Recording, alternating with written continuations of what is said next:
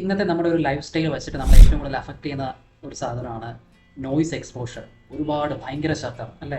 ഇപ്പോൾ ഈ അടുത്തിടയ്ക്ക് ഇലക്ഷൻ്റെ ജാഥ, സ്പീക്കറെ കൂടെ എപ്പോഴും ഈ പറയുന്ന പോലെ അനൗൺസ്മെൻറ്റ്, ഉത്സവം, ഗാനമേള, ചെണ്ടമേളം, അതിൻ്റെയൊക്കെ ഫ്രണ്ടിൽ തന്നെ പോയി നിൽക്കുക. ഗാനമേളയൊക്കെ ഉണ്ടെങ്കിൽ ആ സ്പീക്കർ ആ ഒരു ബോക്സിൻ്റെ അടുത്ത് ഫ്രണ്ട് റോയിൽ ആ ഒരു വൈബിന് വേണ്ടിയിട്ട് പോയി നിൽക്കുക. ബസ്സിൽ കയറുമ്പോൾ അല്ലേ, ബസ്സിൽ യാത്ര ചെയ്യുമ്പോൾ ഹെഡ്ഫോൺ വെച്ചിട്ട് അങ്ങ് മൂഡായിട്ട് അങ്ങ് പോവുക അല്ലേ.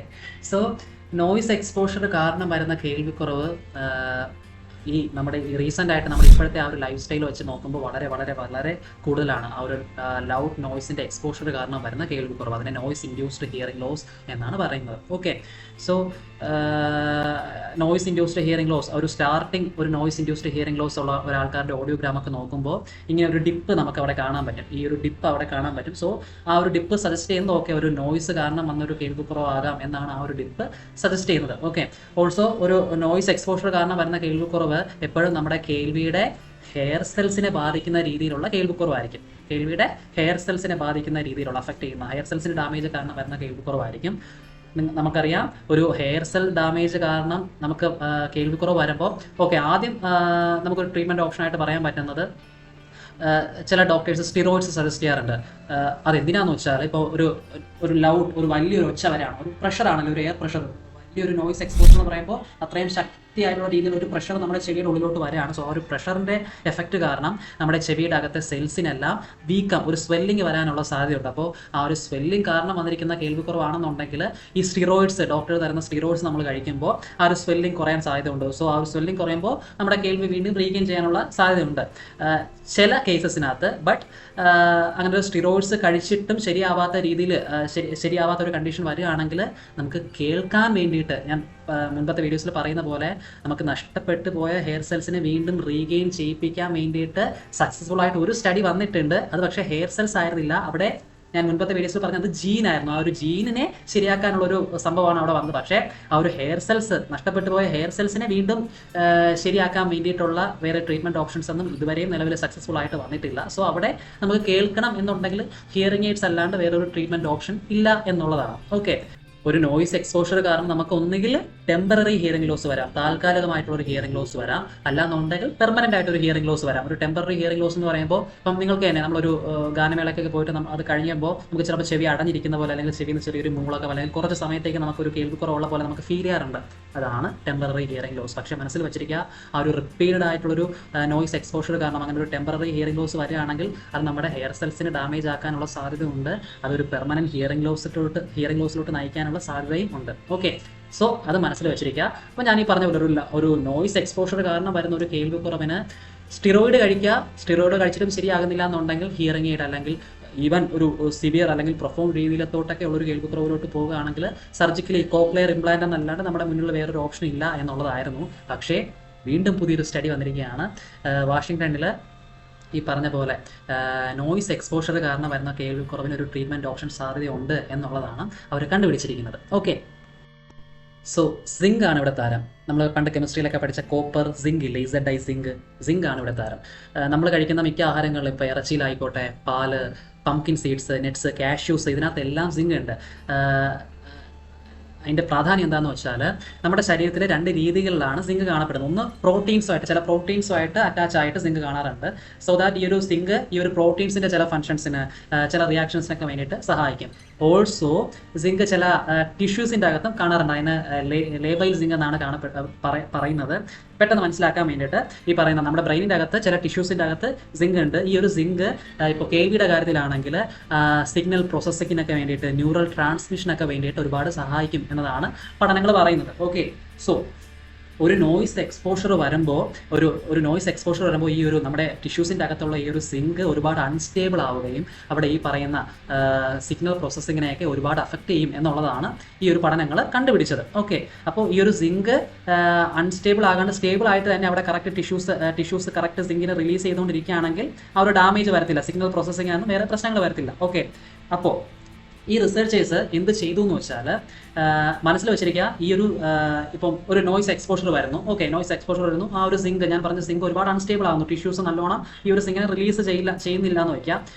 അത് ആ ഒരു നോയ്സ് എക്സ്പോഷർ ആ ഒരു സമയത്ത് മാത്രമല്ല, ഒരു നോയ്സ് എക്സ്പോഷർ നടന്ന ഒരു 2-3 ആഴ്ചത്തേക്കും ഈ ഒരു സിങ്കിന് കറക്റ്റായിട്ട് വീണ്ടും വർക്ക് ചെയ്യാൻ പറ്റില്ല എന്നുള്ളതാണ് പഠനങ്ങൾ കണ്ടുപിടിച്ചത്. അപ്പോൾ അത്രയും സമയത്തേക്ക് ഇരിക്കുകയാണെങ്കിൽ ഉണ്ടാവുന്ന ഡാമേജ് വീണ്ടും വീണ്ടും പതിയെ കൂടാനുള്ള സാധ്യതയുണ്ട്. ഓക്കെ, ഇതും മനസ്സിൽ വെച്ചിരിക്കാം. സോ റിസർച്ചേഴ്സ് 2 കൂട്ടം എലികളെ എടുക്കുന്നു. ഓക്കെ, അതിനകത്ത് ഒരു കൂട്ടം എലികൾക്ക് ഇവർ ഈ ഒരു സിങ്കിനെ സ്റ്റേബിൾ ആക്കി വയ്ക്കാൻ വേണ്ടിയിട്ട് ഒരു ജെൽ സബ്സ്റ്റൻസ് ഇഞ്ചെക്ട് ചെയ്യാണ്. വേറൊരു എലിക്കൂട്ടത്തിന് അവർ വേറെ ഒന്നും ചെയ്യുന്നില്ല. ഓക്കെ, സോ ഒരു 2 ദിവസം കഴിഞ്ഞതിന് ശേഷം ഈ ഒരു 2 എലികൾക്കും അവരൊരു 100 ഡെസിബൽ സൗണ്ട് കൊടുക്കുകയാണ്. ഒരു 2 മണിക്കൂർ സമയത്തേക്ക് 100 ഡെസിബൽ സൗണ്ട് എക്സ്പോസ് ആവാൻ വേണ്ടിയിട്ട് കൊടുക്കുകയാണ്. ഓക്കെ, അപ്പോൾ ഒരു നോയ്സ് എക്സ്പോഷർ കഴിഞ്ഞതിന് ശേഷം ഈ 2 എലികളുടെയും അവരുടെ ഇലക്ട്രോൺസ് ഒക്കെ വെച്ചിട്ട് അവരുടെ കേൾവി ഈ റിസർച്ചേഴ്സ് ചെക്ക് ചെയ്ത് നോക്കുകയാണ്. അപ്പോൾ അവർ കണ്ടുപിടിച്ചത് ആ ഒരു സിങ്ക് സ്റ്റേബിൾ ആക്കി വെക്കാൻ വേണ്ടിയിട്ട് ഒരു ജെല്ല് കൊടുത്തില്ലേ, അപ്പം അവർക്ക് ആ ഒരു നോയ്സ് എക്സ്പോഷർ കാരണം സിങ്ക് ഒരുപാട് അൺസ്റ്റേബിൾ ആയില്ല, സിങ്കിന് വേറെ പ്രശ്നങ്ങൾ വന്നില്ല. അപ്പോൾ അവർക്കുണ്ടായ കേൾവി കുറവ്, ആ ഒരു ഡാമേജ് വളരെ കുറവായിരുന്നു എന്നുള്ളതാണ് അവരവിടെ കണ്ടുപിടിച്ചത്. അപ്പോൾ ഇത് നമ്മളെ എങ്ങനെ ഹെൽപ്പ് ചെയ്യും, നമ്മുടെ ഹ്യൂമൻസിനെ എങ്ങനെ ഹെൽപ്പ് ചെയ്യുമെന്ന് വെച്ചാൽ ഈ പറഞ്ഞ പോലെ ഭാവിയിൽ ഇത് ജസ്റ്റ് എലികളിൽ മാത്രമേ പരീക്ഷിച്ച് നോക്കിയുള്ളൂ, ഇനി മനുഷ്യരിൽ അത് പരീക്ഷിച്ച് നോക്കണം. അപ്പോൾ നമുക്ക് എങ്ങനെ അത് ഹെൽപ്പ് ചെയ്യുമെന്ന് വെച്ചാൽ ഈ പറഞ്ഞ പോലെ നോയ്സ് എക്സ്പോഷർ വരുന്നു, അത് കാരണം ഒരാൾക്ക് കേൾവിക്കുറവ് ഉണ്ടാകുന്നു എന്ന് വെച്ചാൽ ഈ പറഞ്ഞ പോലെ അവിടെ സിങ്ക് കറക്റ്റായിട്ട് വർക്ക് ആകുന്നില്ല. അപ്പോൾ ഈ ഒരു സിങ്ക് സ്റ്റേബിൾ ആയിട്ടിരിക്കാൻ വേണ്ടിയിട്ടുള്ള സാധനങ്ങൾ എന്തെങ്കിലും ഇഞ്ചക്ഷനോ അല്ലെങ്കിൽ ഓറലിയോ കൊടുക്കാൻ പറ്റുകയാണെന്നുണ്ടെങ്കിൽ സിങ്ക് ബാക്ക് ടു സ്റ്റേബിൾ ആകും. ബാക്കി അവരുടെ പ്രോസസ്സിംഗ് എല്ലാം വീണ്ടും ഒരു ഫർദർ ഡാമേജ് ഇല്ലാണ്ട് അവർക്ക് കുഴപ്പമില്ലാണ്ട് പോകാൻ പറ്റും എന്നുള്ളതാണ്. ഓക്കെ, ഞാൻ എൻ്റെ മുൻപത്തെ വീഡിയോയിൽ ഒപ്പൽ സാൻഡി എന്ന് പറയുന്ന കുഞ്ഞിന് അവിടെ ജീനിന്റെ പ്രശ്നമായിരുന്നു. ഓക്കെ, അവിടെയാണ് ജീൻ തെറപ്പി യൂസ് ചെയ്തത്. പക്ഷേ ഇവിടെ ജീനിനല്ല, ഹെയർ സെൽസിനാണ് പ്രശ്നം. അതും എങ്ങനെ, ആ ഒരു സിങ്കിന്റെ അൺസ്റ്റെബിലിറ്റി കാരണമാണ് ഹെയർ സെൽസിന് പ്രശ്നം വന്നത്. ഓക്കെ, അപ്പോൾ അത് കറക്റ്റ് ചെയ്യാൻ വേണ്ടിയിട്ടുള്ള കാര്യമാണ് ഇവിടെ ഇപ്പോൾ അവർ കണ്ടുപിടിച്ചത്. മനസ്സിൽ വെച്ചിരിക്കുക. ഓക്കെ, ആ ഒരു ലൗഡ് നോയ്സ് എക്സ്പോഷർ കാരണം സിങ്കിന് അൺസ്റ്റേബിൾ ആകുന്നു, അത് കാരണം ഹെയർ സെൽ ഡാമേജ് വരുന്നു. അത് കറക്റ്റ് ആക്കാനുള്ള സൊല്യൂഷൻസ് ആണ് അവരിപ്പം കണ്ടുപിടിച്ചതും. എലികളിൽ മാത്രമേ സക്സസ്ഫുൾ ആയുള്ളൂ. ഇനി ഈ പറയുന്ന പോലെ ഹ്യൂമൻ ട്രയൽസ് നടത്തണം. ഓക്കെ, അതിന് ഇനി എത്ര സമയം എടുക്കും എന്നുള്ളത് അറിയില്ല. ബട്ട് നമുക്ക് നല്ലൊരു പ്രതീക്ഷ തരുന്ന പുതിയൊരു റിസർച്ചാണ് ഇപ്പം നിലവിൽ വന്നിരിക്കുന്നത്. ഓക്കെ, സോ ആ ഒരു സമയത്തേക്ക് നമുക്ക് എന്ത് ചെയ്യാമെന്ന് വെച്ചാൽ മാക്സിമം ഒരു നോയ്സ് എക്സ്പോഷർ കുറയ്ക്കുക എന്നുള്ളതാണ് നമുക്ക് ഏറ്റവും ചെയ്യാൻ പറ്റുന്നത്. പഠനങ്ങൾ പറയുന്നത് ഒരു 85 ഡെസിബൽ സൗണ്ട് ഒരു 8 മണിക്കൂർ നേരത്തേക്ക് ഓക്കെയാണ്. 85 ഡെസിബൽ സൗണ്ട്. ഈ ഒരു ഡെസിബൽ 3 ഡെസിബൽ കൂടുകയാണെങ്കിൽ, അതായത് 85 എന്നുള്ളത് 88 ഡെസിബൽ ആവുകയാണെങ്കിൽ 4 മണിക്കൂറിലത്തേക്ക് സേഫാണ്. അതായത് ഡെസിബൽ ഓരോ 3 കട്ട കൂടുന്തോറും നമ്മുടെ എക്സ്പോഷർ ടൈം പാതിയായിട്ട് കുറയ്ക്കേണ്ടി വരും. 85 ഡെസിബൽ 8 മണിക്കൂർ സമയത്തേക്ക് ഓക്കെയാണ്. 88 ഡെസിബൽ 2 മണിക്കൂർ സമയത്തേക്ക് ഓക്കെയാണ്. 91 ഡെസിബൽ സൗണ്ട് 1 മണിക്കൂറത്തേക്ക് ഓക്കെയാണ്. മനസ്സിലായോ? അപ്പോൾ അതായത് ഒരു 100 ഡെസിബൽ സൗണ്ടൊക്കെ ഒരു 15 മിനിറ്റ് സമയത്തേക്ക് വരെയും സേഫാണ്. പക്ഷെ ആലോചിച്ച് നോക്കാം, നമ്മൾ ഈ ഒരു പറയുന്ന ഘോഷയാത്ര, ശിങ്കാരിമേളം, ചെണ്ടമേളം, അതൊക്കെ നമ്മൾ കറക്റ്റ് ഏറ്റവും അടുത്ത് പോയി നിന്നാണ് കേൾക്കുന്നത്. അതൊക്കെ ഒരു മേ ബി ഒരു 105-110 ഡെസിബൽ വരേക്കും സൗണ്ട് വരാം. അതൊക്കെ നമ്മൾ എത്ര നേരം കേൾക്കുന്നു എന്നുള്ളത് ഓർത്ത് നോക്കുക. നമുക്കത് തടയാണ്ടിരിക്കാൻ വേണ്ടിയിട്ട് നമുക്ക് ചെയ്യാൻ പറ്റുന്നത് മാക്സിമം നോയ്സ് എക്സ്പോസ്ഡ് ആവാണ്ടിരിക്കുക. 2, നമുക്ക് ഈ സൈറ്റ്സിൽ നിന്നൊക്കെ, ഓൺലൈൻ സൈറ്റ്സിൽ നിന്നൊക്കെ നമുക്ക് ഇയർ പ്ലഗ്സ് മേടിച്ച് വെക്കാൻ കിട്ടും. അങ്ങനത്തെ ഇയർ പ്ലഗ്സ് മേടിച്ച് വെക്കുക, അല്ലെങ്കിൽ year mouse, over the head നമുക്ക് വിയർ ചെയ്യാൻ പറ്റുന്ന ഇയർ മൗസ് മേടിച്ച് വെക്കുക, അല്ലെങ്കിൽ കസ്റ്റമായിട്ട് ഇയർ പ്ലഗ്സ് ഉണ്ടാക്കുക. അത് ശകലവും കൂടി റിജിഡ് ആയിരിക്കും, ശകലവും കൂടി നമ്മുടെ ഷേപ്പിനനുസരിച്ചിട്ടായിരിക്കും. സോ ശകലവും കൂടി അത് എഫക്റ്റീവ് ആയിരിക്കും. ഓഫ് കോഴ്സ് പൈസ കൂടുതലായിരിക്കും. കസ്റ്റമായിട്ടുള്ള ഒരു ഇയർ പ്ലഗ്സിന് പൈസ കൂടുതലായിരിക്കും. മേ ബി 1000-1500 രൂപയൊക്കെ ആയിരിക്കും വരുന്നത് ഒരു ഇയർ പ്ലഗിന് വേണ്ടിയിട്ട്. ഓക്കെ, പക്ഷേ അത് ഒരുപാട് നാൾ ലാസ്റ്റ് ചെയ്യും. നമുക്ക് ശകലവും കൂടി ടൈറ്റായിട്ട്, ശകലവും കൂടി നോയ്സ് അകത്തോട്ട് കയറാണ്ടിരിക്കാൻ വേണ്ടിയിട്ടുള്ള ഒരു എഫക്റ്റീവ് വേ ആണ്. ഓക്കെ, സോ യെസ്, എന്തെങ്കിലും ഡൗട്ട് ഉണ്ടെങ്കിൽ എൻ്റെ അടുത്ത് ചോദിക്കുക, കമൻറ്റായിട്ടോ മെസ്സേജോ സംതിങ് ചോദിക്കുക. എനിക്കറിയാവുന്ന കാര്യങ്ങൾ ഞാനും ഷെയർ ചെയ്ത് തരാം. Okay, so yes.